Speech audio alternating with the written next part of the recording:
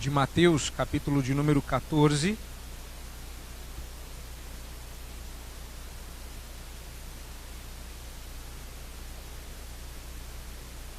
A partir do versículo de número 22. Nós estamos dando prosseguimento à exposição sequencial do Evangelho de Jesus, conforme registra o evangelista Mateus. E a porção sobre a qual nos deteremos esta noite é aquela que nos conta sobre a segunda vez que Jesus acalma a tempestade. Desta feita fora do barco, caminhando sobre as águas, indo ter com os discípulos.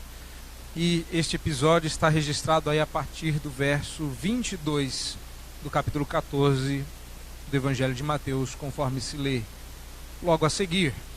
Compeliu Jesus os discípulos a embarcar e passar adiante dele para o outro lado, enquanto ele despedia as multidões.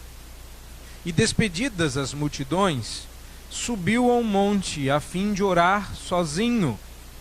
Em caindo a tarde, lá estava ele, só. Entretanto, o barco já estava longe, a muitos estádios da terra, açoitado pelas ondas, porque o vento era contrário. Na quarta vigília da noite, foi Jesus ter com eles, andando por sobre o mar. E os discípulos, ao verem-no andando sobre as águas, ficaram aterrados e exclamaram: "É um fantasma!" E tomados de medo, gritaram. Mas Jesus imediatamente lhes disse: "Tende bom ânimo, sou eu, não temais." Respondendo-lhe Pedro, disse: "Se és tu, Senhor, manda-me ter contigo por sobre as águas." E ele disse: "Vem." E Pedro, descendo do barco, andou por sobre as águas e foi ter com Jesus. Reparando, porém, na força do vento, teve medo e, começando a submergir, gritou: "Salva-me, Senhor!" E prontamente Jesus, estendendo a mão, tomou-o e lhe disse: "Homem de pequena fé, por que duvidaste?" Subindo ambos para o barco, cessou o vento. E os que estavam no barco o adoraram, dizendo: "Verdadeiramente és Filho de Deus." Vamos orar mais uma vez. Tem misericórdia de nós, ó Deus, e fala-nos através desse texto. Dá-nos coração receptivo e cheio de esperança para querer nas verdades que este texto revela acerca de teu Filho, nosso Senhor Jesus Cristo. E aumenta-nos a fé, para que tenhamos fé igual a de Pedro e não desviemos o foco de nossa fé como Pedro. Ajuda-nos, ó Deus, a humildemente receber a tua palavra nesta noite, no nome de Jesus. Amém. Esse é um texto muito rico, muito bonito, muito forte, e vai falar daquilo que nós estamos acostumados a ouvir sobre esse texto, que as tempestades da vida, como cantamos, a ira dos homens, o gênio do mal, são as muitas águas que enfrentamos quando passamos por esta vida. Mas eu realmente creio que nós perdemos alguns focos, ou o foco mais importante da nossa vida, quando passamos por provações, por dificuldades, por dores, por tormentos. Eu sei que olhando daqui, todo mundo fez, ou não, um grande esforço para vir esta noite. Você pode ter passado por inúmeros problemas esta semana para sobreviver até o domingo. Talvez essa semana tenha passado como que num lago sereno e tranquilo, como quem passa de um lado para o outro sem maiores dificuldades. Eu não sei qual é o seu estado, e talvez você esteja lutando neste exato momento para se concentrar no que está sendo dito. Mas uma coisa é certa: você pode estar perdendo o foco, e por isso que Deus tem algo importante a lhe dizer essa noite. Por que eu estou dizendo isso? Porque quando nós lemos o livro de Jó, por exemplo, nós facilmente perdemos o foco e por alguns momentos no livro começamos a achar que o grande drama do livro de Jó é o sofrimento de Jó. Isso é perder o foco. Porque o que Deus quer naquele livro é revelar-se a nós através da revelação que dá a Jó. Tanto é que o ápice do livro não é quando Jó restaura a sua saúde, mas quando ele, primeiro, reconhece que não conhecia a Deus nas profundezas do seu ser, antes eu te conhecia de ouvir falar, e quando ele intercede pelos seus amigos. E só então Deus muda a sorte. Parece que todo o sofrimento, as dores e as perdas de Jó foram coadjuvantes na revelação de um Deus maior do que Jó tinha na mente. Jó conhecia Deus, mas o conheceu de perto quando sofreu. Muitos anos depois, um rei persa vivia sua vida como rei, normalmente conquistando seus reinos, perdendo outros, e estava lá vivendo a sua vida, subjugando alguns reinos, cobrando deles impostos, fazendo o que um rei persa faria. Até que alguém pega um livro antigo de um tal de Isaías e lê para esse rei um trecho. Eu gostaria de ler para o senhor um pedacinho, achamos um livro lá, acho que o senhor devia conhecer, pois não leia. E ele começa a ler, e o rei diz: rapaz, esse homem aí sou eu. Eu vou assinar um edito real, um tratado, um documento, com toda a força do meu império para liberar o seu povo, para voltar para a sua terra, porque o homem que se diz nesse texto sou eu. E ele assina. Assim foi Ciro. Guarda-se o documento e nada é feito. Parece o Brasil. Anos depois, novamente alguém pega esse documento e cobra uma solução. Desta feita agora um outro rei da mesma linhagem, Medo, Persa, acaba lendo e diz: bom, se Ciro assinou, deve ser obedecido, e é um absurdo que não tenha sido até agora. E eles retornam. Essa história você encontra em Neemias e Esdras. Anos depois, novamente, mais uma pessoa se encontra na Bíblia. Olha só que interessante. O Salmo 69, verso 2, se você quiser você pode abrir lá, porque alguns versículos nós vamos ler aí. Salmo 69, verso 2, diz assim, vou ler o verso 2 e 3, depois eu vou pular alguns versículos. O verso diz assim: estou atolado em profundo lamaçal que não dá pé. Você já foi para a praia ou para uma piscina e andou num lugar mais fundo do que dava pé, sabe como é desesperador você pular achando que dá pé e de repente o pé não acha o fundo e vai batendo aquele desespero. Pois é, essa é a ideia que o salmista quer passar. Há um desespero no afundar sem perceber o chão ou o fundo daquelas profundas águas debaixo dos pés. Agora repare, estou nas profundezas das águas e a corrente me submerge. Estou cansado de clamar, secou-se-me a garganta, os meus olhos desfalecem de tanto esperar por meu Deus. Se pular agora mais para frente, para os versos 15 e 16, também se lê: não me arraste a correnteza das águas, nem me trague a voragem, nem se feche sobre mim a boca do poço. Responde-me, Senhor, pois compassiva é a tua graça. Volta-te para mim, segundo as riquezas das tuas misericórdias. É claro que na voragem do mar, lá pelas 6 horas da manhã, entre 3 e 6 horas da manhã, Pedro não iria buscar com alegria o Salmo 69 e dizer: esse homem aí no texto sou eu. Eu sou este homem que está nas profundezas das águas, submergindo com medo que a voragem me engula. Eu sou o homem. Não, normalmente quando situações como essa acontecem, Em situações mais calmas a gente até se alegra orgulhosamente, mas de fato esse texto falava do apóstolo Pedro. Caso você ainda tenha alguma dúvida de que o que nós estamos lendo em Mateus evoca essas imagens do Antigo Testamento, você pode avançar para o Salmo 144, verso 7,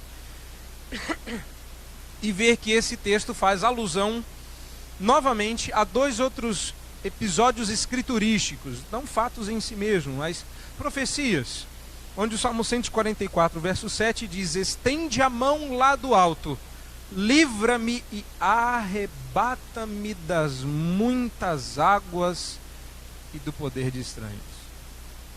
E agora um outro texto, no segundo livro de Samuel, capítulo 22, verso 17, constata-se o seguinte fato: do alto me estendeu ele a mão e me tomou, tirou-me das muitas águas.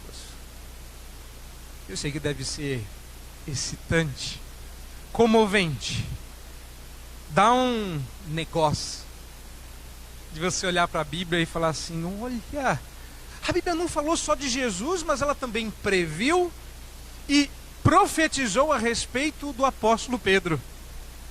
Não é? Não é o que tudo indica? O capítulo 14 do Evangelho de Mateus não vai fazer citações mais. Assim como a revelação é progressiva, espera-se que aquele que lê o Evangelho de Mateus vá aos poucos ganhando maior entendimento e precisando de menos muletas, ou seja, de menos indicações diretas e claras como um cristal, para que possa perceber que Jesus cumpre as promessas do Antigo Testamento. Mas olhar para esse texto e para esses versos como quem enxerga um Pedro profetizado, olha, esse homem aí sou eu, é perder o foco. Eu sei que é tentador. Como assim? O texto fala de alguém que se afunda nas águas e a mão do Senhor vem do alto e puxa das águas e o salva. É Pedro. Sim, é Pedro. Mas o texto não está aqui para revelar o apóstolo Pedro. E nem está aqui para cumprir as promessas do apóstolo Pedro. E nem dizer para Pedro que ele é um homem. Mas para dizer para Pedro, para você, para todos quantos ouvirem, que nossa vida serve a um propósito maior. Deus não te salvou, nem te levará para o céu, simplesmente para que você goze das delícias do céu. É normal que nós respondamos à pergunta: por que Deus enviou o seu Filho ao mundo, com a resposta: para me salvar. Mas não foi.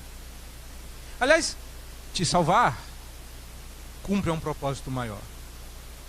Sua vida serve para revelar Cristo. Sua vida serve para revelar Cristo. E quando a sua vida não faz isso, quando os episódios da sua vida, quando as tribulações da sua vida, quando as dores da sua vida e quando as tempestades da sua vida não revelam o Redentor, você passou pelo sofrimento à toa. E é por isso que você se sente tão sem propósito, tão sem sentido, tão sem graça. Porque no final das contas, quem dá sentido à sua existência é Jesus. De modo que, se a sua vida não revela Cristo, ela é inútil. Quem gostaria de viver uma vida inútil, levante a sua mão. Bom, já que ninguém gostaria de viver uma vida inútil e todos aqui querem ter um propósito na vida, eu convido você a olhar esse texto pelo prisma correto. A ver nesse texto como as tempestades que passamos revelam o Cristo que cremos. Por isso não feche a sua Bíblia, mantenha ela aberta aí, porque nós vamos andar em 3 passos nesse texto e ver como as tempestades revelam o Cristo que cremos. Nós vamos ver aí logo no começo Mateus montando um quadro, montando uma cena. O que está acontecendo é que logo após, e isso logo após você precisa olhar para trás e ver que o logo após aí é o que aconteceu depois do milagre da multiplicação dos pães e dos peixes. Agora, o texto que nós estamos lendo tem estreitíssima conexão e ligação com o texto anterior. Estamos altamente dependentes do texto anterior. Então, se você já achava que sobre os seus ombros repousava grande fardo, eu estou colocando mais umas 3 ou 4 bagagens. Ou seja, o nosso entendimento do texto de hoje depende muito do que você viu no domingo passado. Então, olhe lá, que o que de principal precisava ser dito, louvado seja Deus, o foi. O que era? O que era o fato de que os discípulos não entenderam o que Jesus disse naquele momento. Nessas duas ocasiões, temos a repetição. Na verdade, é meio estranho isso aqui, porque Jesus vai multiplicar pães e peixes 2 vezes, mas vai acalmar o mar 2 vezes também. Então ele acalmou o mar, lá no capítulo 8, lembram? Em que ele no barco foi acordado, e então ele... E aí ele dá uma ordem, o mar lhe obedece. E a ideia era que eles ficassem calmos, mas eles ficaram meio barata tonta, meio desesperados. E aí eles ficaram se perguntando que trem é esse que até o vento e o mar lhe obedecem. Perderam o foco. Ficaram tão maravilhados com o milagre que esqueceram que o milagre revelava. Mas Jesus já esperava que eles tivessem entendido. Claro que ele sabia que não. Mas era para mostrar para eles que já estava na hora deles começarem a entender. E então eles começam a ficar meio desesperados. Eles vão ficar totalmente desesperados no episódio no barco. E então eles vêm para Jesus e falam: esse povo está com fome. Despede-os. Manda-os embora, porque senão não vai ter como comprar comida. E a resposta intrigante de Jesus, no verso 16, é: não precisam retirar-se, dai-lhes vós mesmos de comer. E o que nós temos é uma resposta lá Nicodemos, no capítulo 3 de João. Ou seja, como? Nós? Vamos juntar aqui, vamos ver o que tem aí. Vamos lá, junta aí. Tira um pão, tira um peixe, o que a gente tem? Nós temos 5 pães, 2 peixes, e estamos olhando para uma multidão aí de 5.000 homens, acompanhado de suas esposas e filhos. Claro, eu e você falaríamos em cor, a gente ia dar a mão e ia dizer: o senhor está de brincadeira. A gente dá ao Senhor de comer. A gente? Jesus, eu fico imaginando a cena, batendo na testa. Já era hora de vocês saberem. Traz aqui o pão, traz aqui o peixe.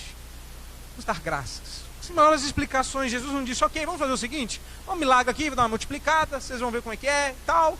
Não. Ele traga o que tem. Vem comigo, vê, me imita, que aprende como é que é. Jesus dá graças, distribui o pão, distribui o peixe. E curiosamente o verso 20, olhe lá, diz que sobraram 12 cestos cheios. Que coincidência, não? Mas que coincidência, 12 cestos cheios para 12 discípulos incrédulos. Um cesto cheio para cada incrédulo que acompanhava. Mas que coincidência, que número mais sem propósito, não? Podia ter sido 13, podia ter sido 11, podia ter sido 10. Mas num alinhamento cósmico dos planetas. Vocês estão entendendo a minha ironia? Nada do que eu estou falando aqui é verdade. Dessa parte de ironia de que, nossa, que coincidência. Não. 12 cestos cheios para 12 discípulos vazios. Eles não entenderam. Mas eu vou adiantar a vocês. Vá para o texto de hoje. Pedro vai entender o que aconteceu na praia. Pedro vai entender o que aconteceu na praia. E a beleza está toda aí. Acompanhe a exposição do texto. Mateus está montando o clima. Então, logo depois que aconteceu isso, Jesus compeliu, Jesus forçou os discípulos a embarcar.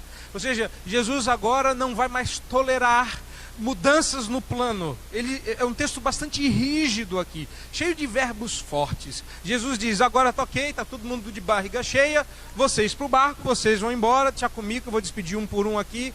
Então, vocês peguem o barco, passem adiante e me esperem do outro lado.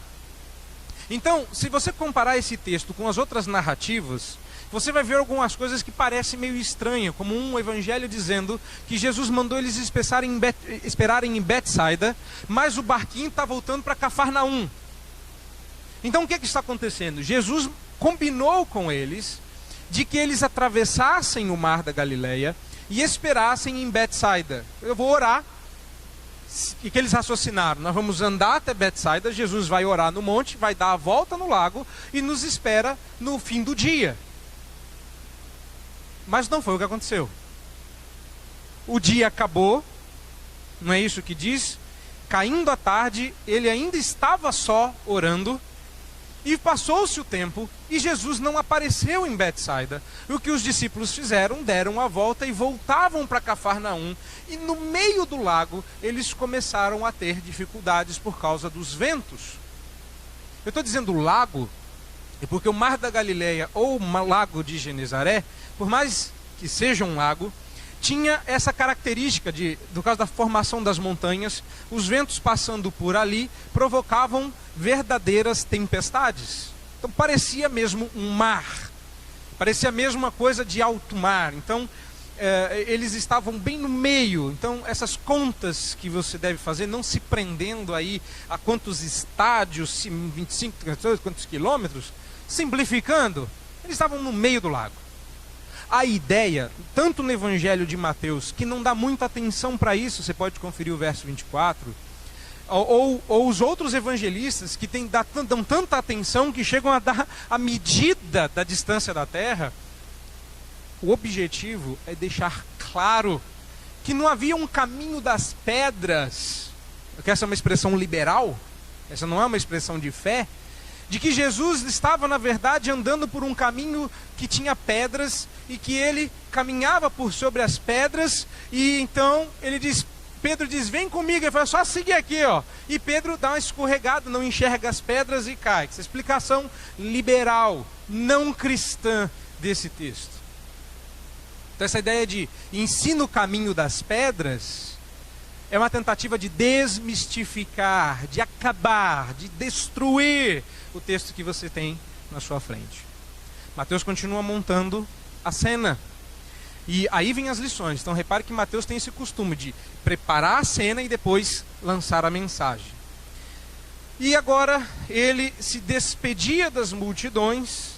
Os discípulos foram enviados para o outro lado. Parece que Jesus havia premeditado que isso acontecesse, que eles perdessem a paciência. Já caiu o dia, se Jesus não apareceu em Betsaida, então ele provavelmente voltou para casa, em Cafarnaum. Vamos voltar para Cafarnaum para ver se Jesus voltou para casa, e no meio do caminho eles se encontram com Jesus. No verso 23, despedidas as multidões, vemos Jesus orando, e isso nós vamos usar mais para frente. Mas Jesus está orando sozinho, cumprindo aquilo que ele mesmo ensinou no Sermão do Monte. Então lá estava ele em um monte, orando sozinho. E por mais que a gente possa tirar aqui grandes lições da oração, não é o poder da oração que está sendo colocado, mas o poder do próprio Cristo. Montada a cena, começa-se o drama. Essa é a cena, simplesmente. Jesus está no monte orando, o dia está acabando, o povo está indo embora para casa, os discípulos estão de barco indo para o outro lado, e essa é a cena. Entretanto, a gente pode ouvir aquela musiquinha de filme já no fundo, como que o drama começa a crescer.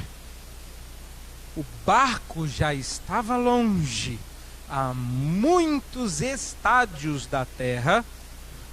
Diz o texto, tradução aí na sua Bíblia, era açoitado pelas ondas porque o vento era contrário. Ou seja, o vento estava empurrando eles para Betsaida e eles estavam voltando para Cafarnaum. Precisava fazer isso, eles não moravam lá e estavam voltando. Mas olha que interessante, o açoite aí é uma palavra bastante dura. É como se Mateus estivesse dizendo que o barco estava sendo torturado pelas ondas. Não foi tempestade pequena, não é que o barco deu uma tremida e opa, rolou um medo aqui, hein? Não. O que Mateus quer que fique bem claro na mente de quem lê é que a tempestade era terrível. O barco estava sendo torturado. Era algo assim aterrador. E no verso 25, para terminar a montagem do drama, na quarta vigília da noite, Jesus foi ter com eles andando sobre o mar. Ok? Está montado o drama, agora nós vamos para os diálogos. Porque essa é a ideia. Deixar bem claro, mas absolutamente claro, que o que você vai ouvir é bem estranho. É sobrenatural. Não havia qualquer chance de naturalmente sair dessa situação.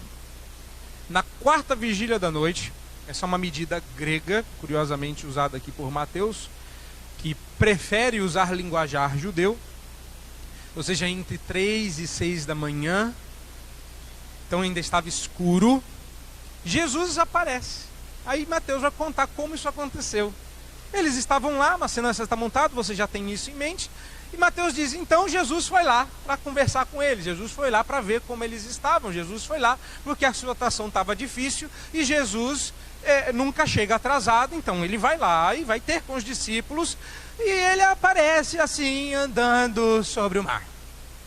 Só que nós imaginamos aquela cena em que o mar está liso, não é? Reto. E Jesus vai andando calmamente sobre as águas. Mas essa não é a ideia.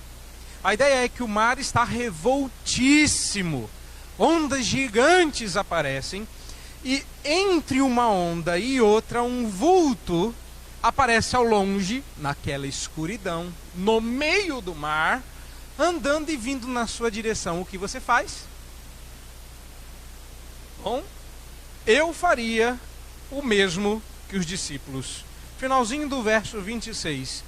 Eu nem me daria ao luxo de explicar. Eu passaria para a última parte. Mas gritaria como uma mulher. Desesperado. Estou no barco, no meio do mar, lutando para sobreviver. De repente vem um homem andando sobre as águas. A fralda enche, a boca grita.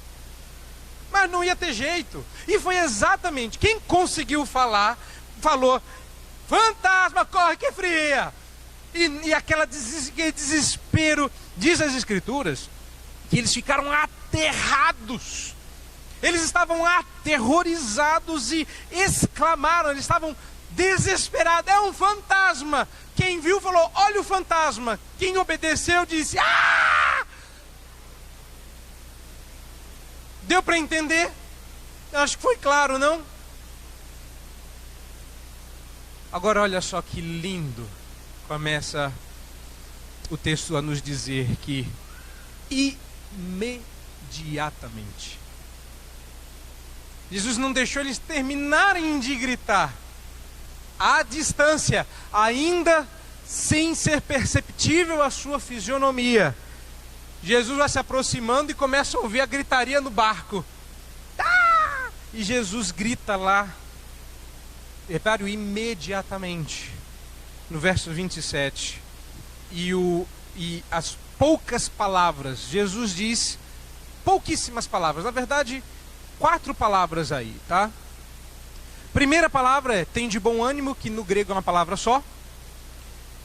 Sou eu, mais 2 palavrinhas pequenas, não temas. Dá para aglutinar aí 4, 5 palavras, mas foram 3 momentos bem claro. À medida que eles gritavam, Jesus gritou: coragem. Veja, tem de bom ânimo não é. Tem de bom ânimo. Vocês estão desesperados achando que é um fantasma, e o fantasma grita, tem de bom ânimo. Não. Jesus grita, coragem, não temam. Gente, presta atenção. Depois, ele usa uma expressão que na nossa Bíblia está traduzida como sou eu. Mas no original grego, repetindo aquilo que você vê lá no hebraico, ele diz ego. Eu não sei grego, pastor, sabe sim. Todo mundo aqui já foi metralhado com teologia freudiana. Todo mundo sabe que ego é o nosso eu. E ele usa uma outra palavra, eimi, que significa sou. Então, literalmente, Jesus não disse sou eu, do tipo me reconheçam, mas Jesus diz a mesma coisa de uma maneira altamente teológica, e em grego isso faz todo sentido. Então, graças ao Senhor, ele escolheu o grego para se revelar e não o português. E aí ele diz, eu sou. Coragem, eu sou. E aí, por último, diz, temam não. Não tenham medo, o eu sou chegou, andando sobre as águas. E aí parece que Pedro responde, mas nesse primeiro momento nós já temos uma lição. Qual é? Quando as tempestades aparecem e as ondas se agigantam, é o momento mais claro para Jesus se revelar como Deus. Essa é a ideia. Só havia uma explicação, e o Evangelho de Mateus está projetado para forçar você a dar uma resposta, mas a partir do capítulo 14, essa concentração vai se direcionar aos discípulos. Está na hora de vocês que andaram comigo durante todo esse tempo dizer quem eu sou. Vocês já têm que começar a ter fé. Então, deem comida a vocês mesmos. Nem entenderam o que foi dito. E aí no mar, fica claro que quem está ali é Deus. Não ficou claro para você? Talvez você tenha que se lembrar de Jó, verso 8 do capítulo 9, que diz o seguinte: quem sozinho estende os céus e anda sobre os altos do mar. Está lá no Antigo Testamento. Ou o Salmo 77, que nós lemos, no verso 19, que diz, pelo mar foi o teu caminho, e as tuas veredas pelas grandes águas. Ou quem sabe você prefira Isaías 43, verso 16, que diz, assim diz o Senhor, o que outrora preparou um caminho no mar, e nas águas impetuosas uma vereda. Então é absolutamente transformador quando, diante desses textos no Antigo Testamento, eles gritam que é um fantasma, e ele diz, não, é o eu sou o Senhor.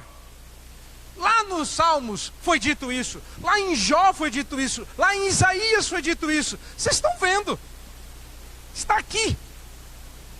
E quando você não percebe que as tempestades da sua vida servem, submissas e ajoelhadas, para revelar a glória do Cristo Deus, você perdeu o foco dos seus sofrimentos. Você quer olhar para os seus sofrimentos e dizer, por que eu? Quando Deus está dizendo, eu vou me revelar através de você, e vai se ver com clareza que eu sou Deus. Quando você perde isso, a tempestade não tem o menor propósito. É só um vento que entra por aquela montanha, dá a volta aqui, levanta essa onda e faz a gente afundar. Simples. É absolutamente explicável fisicamente. Mas não é este o propósito. Jesus foi orar, precisava do seu tempo de comunhão. Aliás, ele está querendo orar desde a hora do pão e do peixe. Gente, eu preciso orar. E esse povo está com fome. Bom, vamos dar de comer para esse povo. Agora chega, eu preciso orar.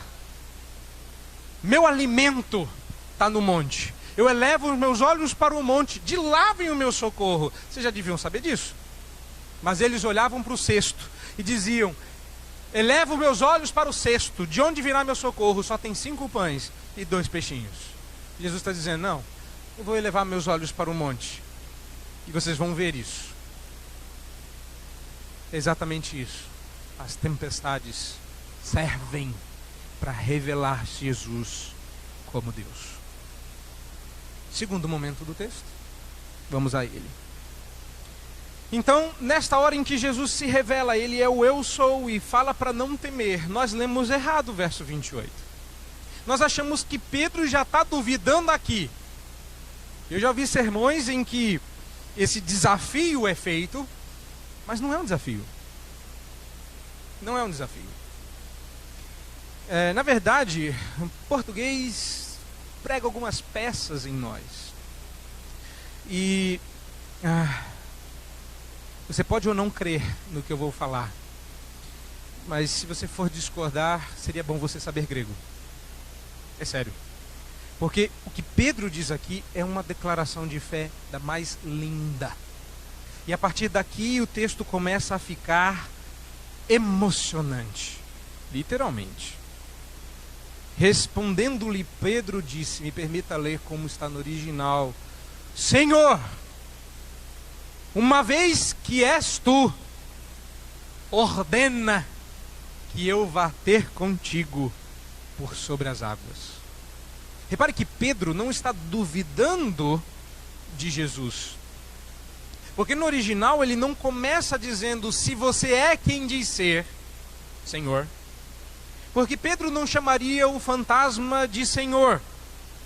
Esse é um nome que os discípulos vêm devotando a Jesus. Mas Pedro começa reconhecendo a voz do Senhor como uma ovelha e diz: Senhor! Outra coisa, no grego existem 2 tipos de se. Na nossa língua, o se é sempre de hipótese. Se você for, se tu és. Mas no original existe aquele se que dá certeza do que é. Que significa se no sentido de uma vez que. E é esse que Pedro está usando. Curiosamente, Pedro não está duvidando, mas confiando. Dizendo: tu és. Então, Senhor, manda-me. E isto é interessantíssimo. Isto é interessantíssimo. Nós não temos como saber o porquê de Pedro ter pedido a Jesus que o ordenasse que ele fosse até o Senhor sobre as águas. Mas uma coisa nós podemos ver: as prioridades de Pedro estavam certas. Pedro não era um neopentecostal.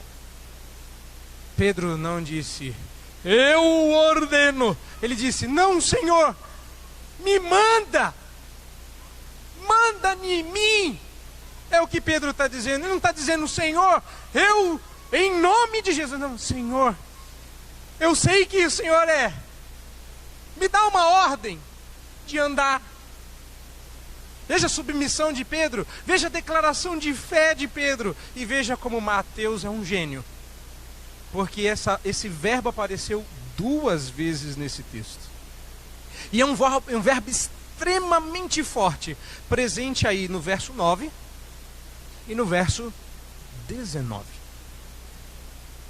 Olha aí, as prioridades de Pedro certinhas. No verso 9, esse mesmo verbo aparece com Herodes dando uma ordem.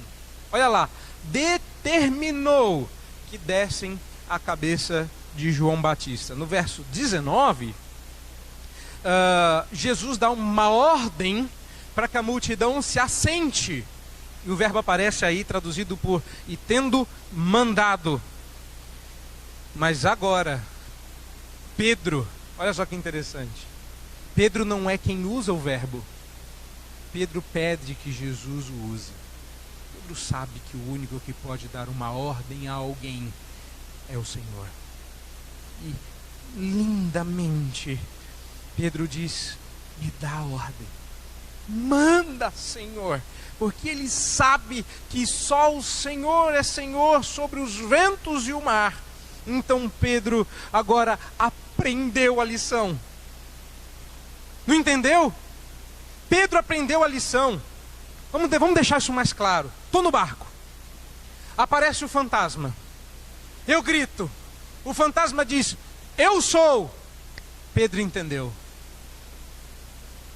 Esse homem está andando sobre as águas. Lá na terra, ele me deu uma ordem: dê você o alimento. Eu não obedeci a ordem. Eu joguei a bola de volta. Não tem como obedecer uma ordem, Senhor. Ela é impossível. Só existem 5 pães, 2 peixes. Te obedecer é impossível. Jesus disse: não, não é. Bastava você me obedecer. Bastava que eu desse uma ordem e você obedecesse, independente das circunstâncias, e a coisa aconteceria. Então Pedro entendeu e disse: já sei, é impossível que um homem ande sobre as águas, mas se o Senhor der a ordem, se o Senhor mandar, eu vou conseguir.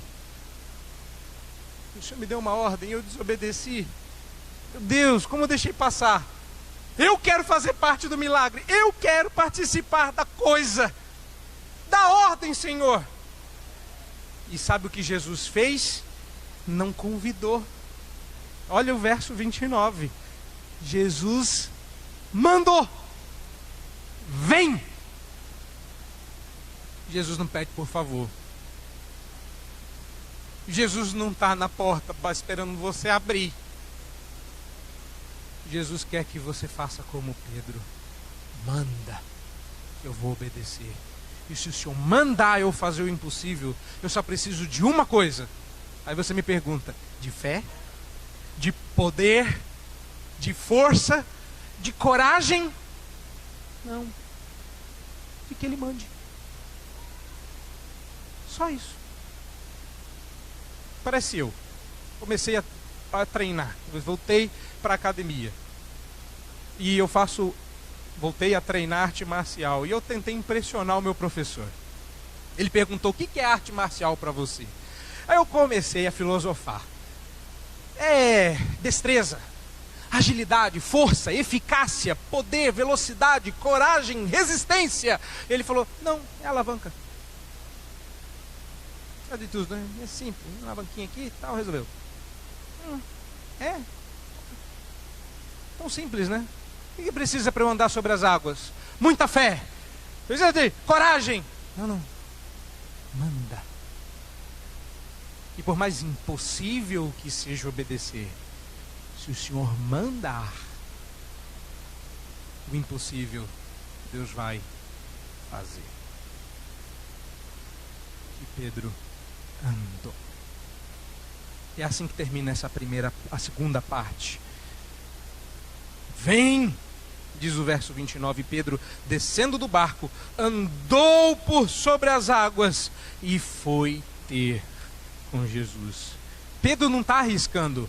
Pedro não está, se é o Senhor mesmo, aí manda eu para eu ver. Não, Pedro sabe que está indo para Jesus. Então Pedro diz: Senhor, eu sei que o Senhor está aí, então dá aquela ordem, porque agora eu vou poder fazer o mais louco, o impossível, aquilo que parece loucura aos olhos de quem vê de fora. Manda e será possível. Então, vamos ver como é que está a sua fé, Pedro. Vem!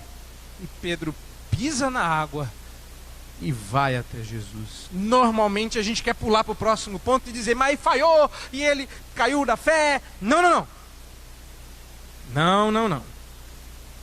Lá em João, Evangelho de João, no capítulo 1, verso 18, Jesus já havia adiantado.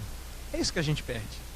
Jesus já havia adiantado quando chamou Cefas: também eu te digo que tu és Pedro. Não, isso é mais para frente. É João 1,42. Deixa eu abrir aqui manualmente. João 1,42. Onde se diz assim: e ele levou, olhando Jesus para ele, o final do 41 é o 42, então vá lá no 42, olhando Jesus para Cefas, para Pedro, disse: tu és Simão, o filho de João, tu serás chamado Pedro. Reparou? Tu serás chamado Pedro. Simão, vem. Maravilha. Aí Jesus louva a Deus e diz: Simão, filho de João, você ainda vai ser chamado Pedro. E repare que a partir de agora, no verso 14, Pedro vai ser o porta-voz dos discípulos.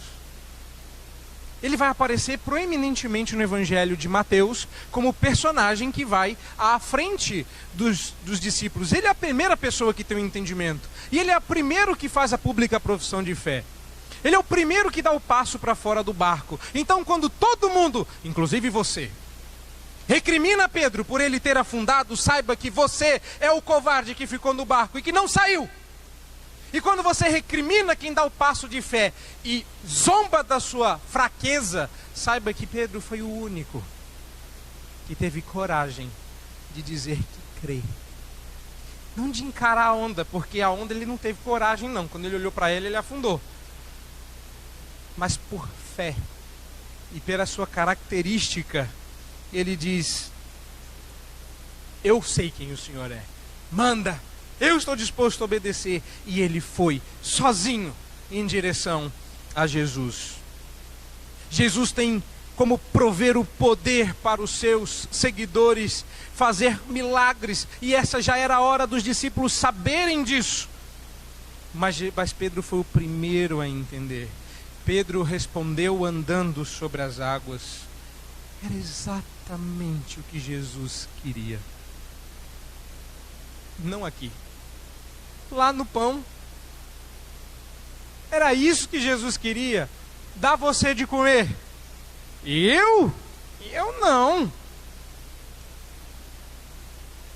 Manda que eu venha. Aí, Pedro. E é isso. Você tem que esperar que eu mande para obedecer. Fantástico, Pedro. Vem. E o que Pedro fez? Foi. E o que aconteceu?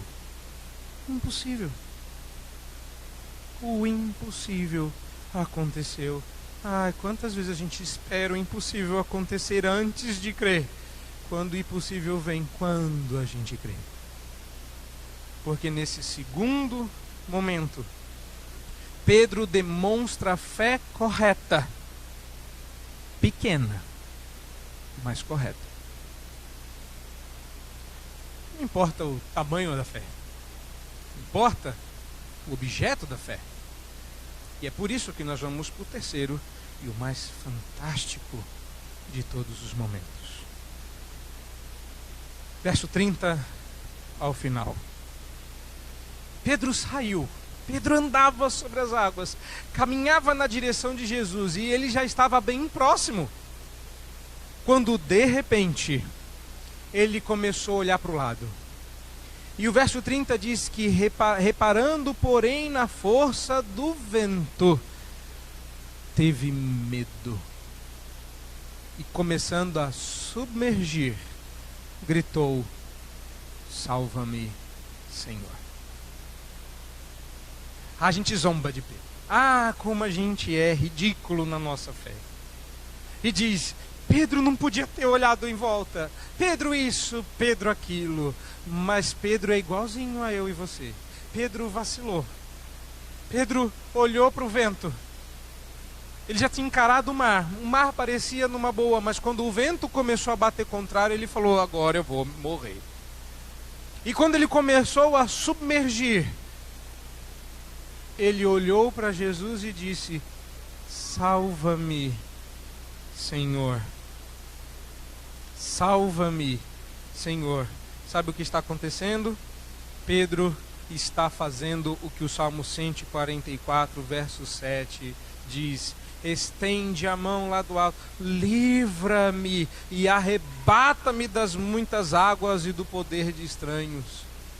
Pedro podia não ter a menor consciência de que ele era o protagonista do Salmo 144, verso 7, mas ele olhou e pediu ajuda para a pessoa certa.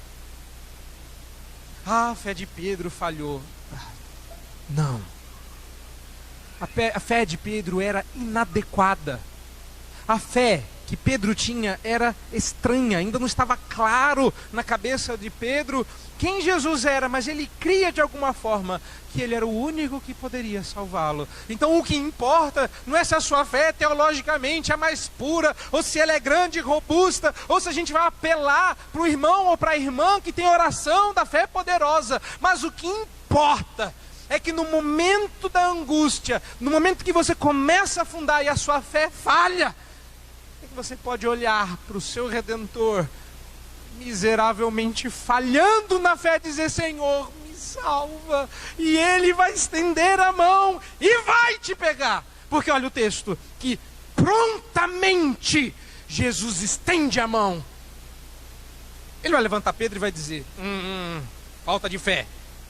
Mas Ele pegou Pedro na mão, e diz o verso 30, que Jesus não apenas pegou Pedro e pôs de volta na água, mas a ideia é que quem subiu os dois no barco foi Jesus. É Jesus quem pega Pedro da água e põe dentro do barco. Jesus não ajuda, Jesus resolve. Jesus não abre portas para a salvação, Jesus salva. E a sua fé pode não ser clara, sua fé pode ser inadequada, mas o fato, que é o terceiro ponto, é que Jesus nos ajuda mesmo quando a nossa fé vacila. A gente quer ter uma fé tão inabalável e olha demais para o próprio umbigo e para a própria fé, quando Jesus quer que você olhe para Ele. Para Ele. Pedro não sabia com quem estava falando. Pedro sequer tinha noção de que diante dele estava o tal do eu sou. Ele não entendeu o que Jesus disse, mas ele entendeu o suficiente para dizer: só tu podes me salvar. Talvez esse seja o seu caso. Talvez você esteja aqui dizendo: eu não consigo entender direito com essa fé, eu não consigo entender direito esses detalhes presbiterianos, eu sequer concordo com tudo, porque eu não consigo entender tudo, mas alguma coisa me faz crer que só Ele pode me salvar. Então, querida, leia. Ergue o braço e diz: salva-me. E sabe o que vai acontecer hoje? Prontamente Jesus estenderá a sua mão e vai lhe pegar. Jesus lhe salvará. E estamos aqui vendo novamente como os propósitos deste evangelho se alinham nesse texto.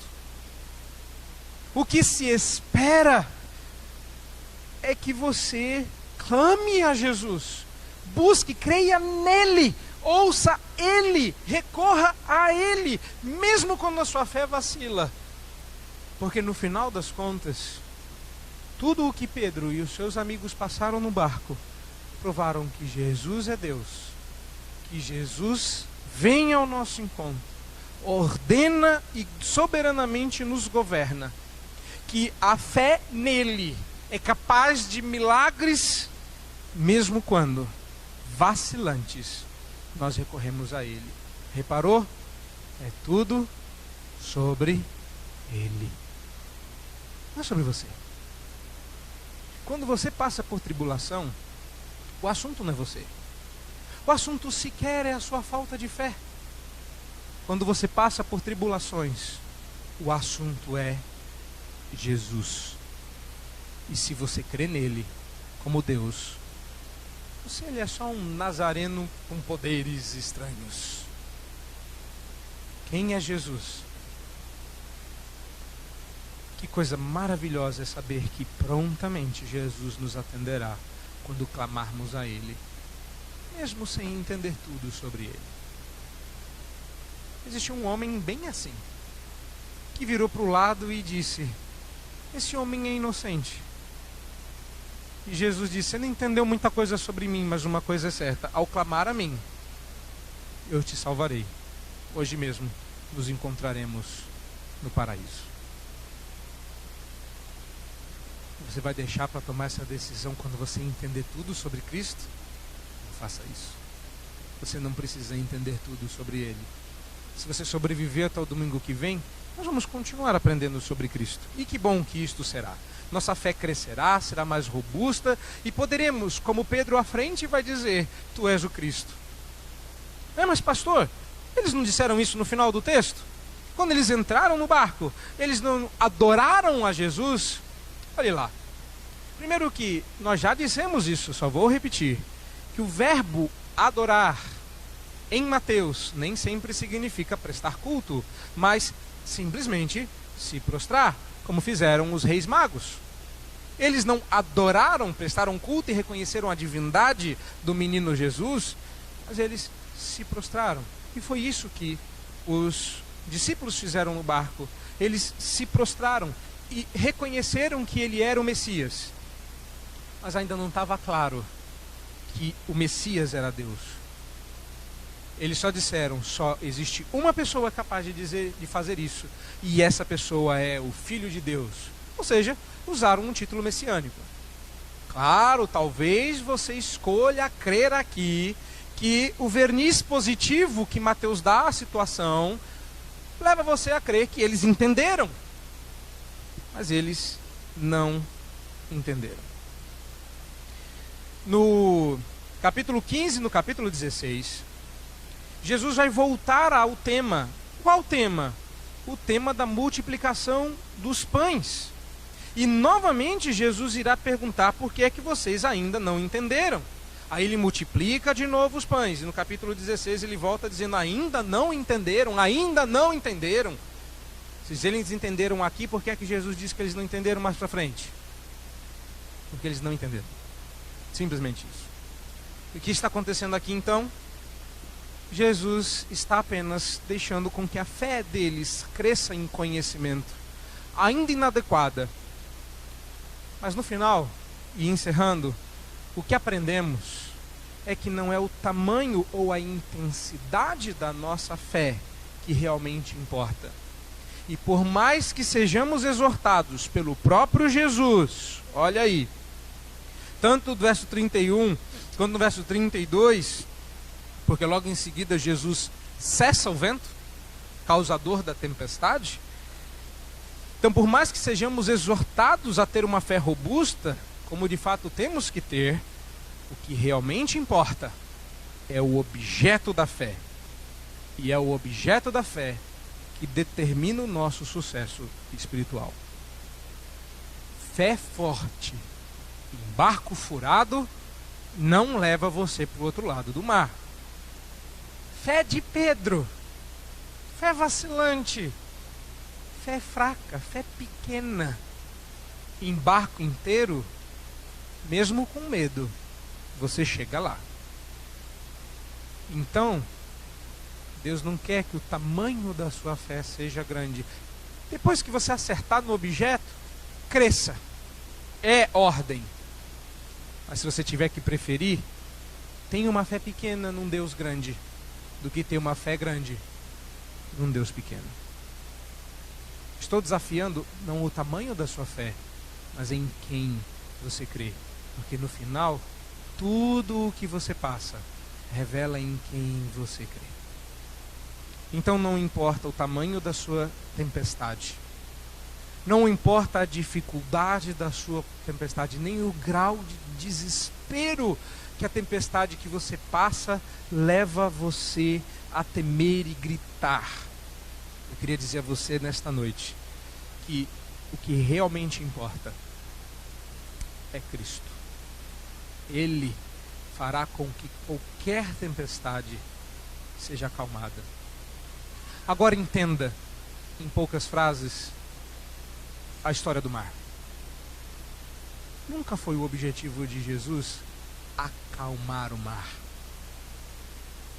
A ideia era acalmar os discípulos. Não é para o mar ficar sossegado, é para você ficar sossegado. Sossegai não é uma ordem para o mar, mas ele usará o mar para sossegar o seu coração. Nem que para isso você tenha que afundar em tristeza, tribulação e dor. para clamar por salvação, e então ele te buscar e dizer: acalma.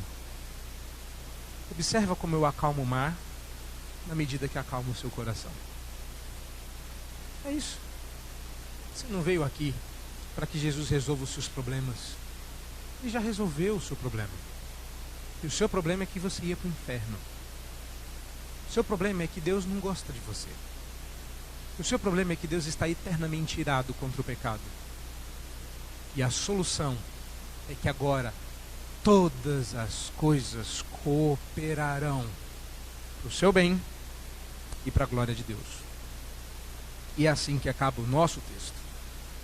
Então, Pedro é um modelo de discípulo como nós, que eventualmente falharemos. Ele é aí uma figura totalmente humana, lutando no seu crescimento e na conformidade da sua fé e da sua personalidade em Cristo, como nós.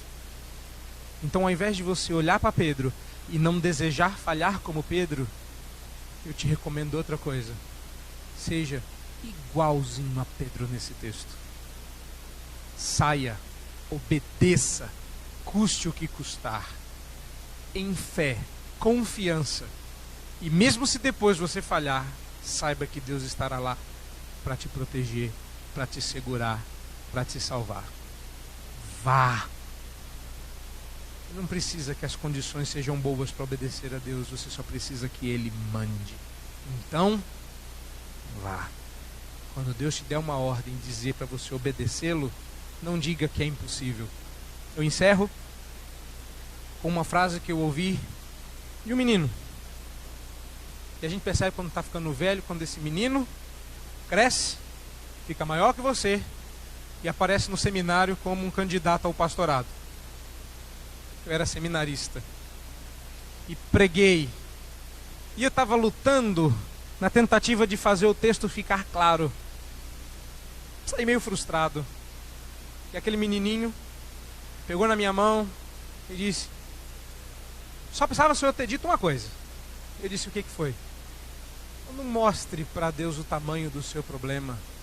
Mostre o tamanho do seu Deus para o seu problema. Isso resolveria o seu sermão. Entendi. É exatamente isso. Olha para o lado e vê o tamanho das ondas. Olha para Jesus e veja o tamanho do seu Deus. Deus nos abençoe em Cristo.